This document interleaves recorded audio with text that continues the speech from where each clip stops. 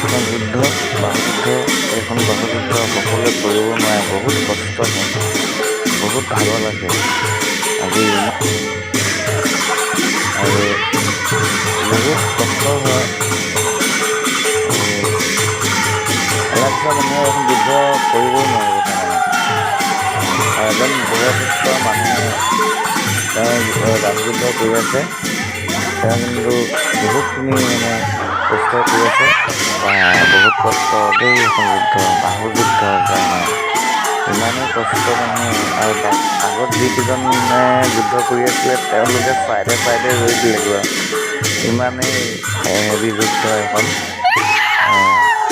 যিগৰাকী বয়সস্থ ব্যক্তিৰ যুদ্ধ কৰি আছে ডেকা ল'ৰাজনৰ লগত, তেওঁ কিন্তু বহুত সুন্দৰকৈ কৰি আছে আৰু ভাগৰি পোৱা নাই। তেওঁ ডেকা ল'ৰাজনে কিন্তু ভাগৰি গৈছে, তথাপিও এৰি দিয়া নাই।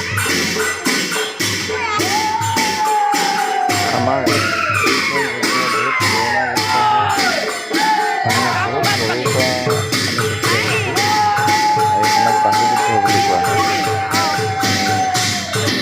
সৰুৰ পৰা দেখি আহিছোঁ এনেদৰে বাহুযুদ্ধ কৰা, কিন্তু বহুত কষ্ট হয়, হ'লেও ভাল লাগে, চাই ভাল লাগে।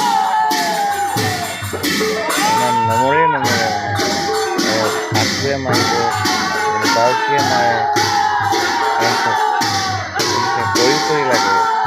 আজিকালি অলপ কমিছে গৈ, মানে শ্বৰ্ট কৰিছে গৈ, কিন্তু আগৰ এইবোৰ পুৰণা স্মৃতিবোৰ হেৰাই যায় বুলি আজি মই এই ভিডিঅ'টো কৰিলোঁ। আপোনালোকে চাই ভালেই পাব।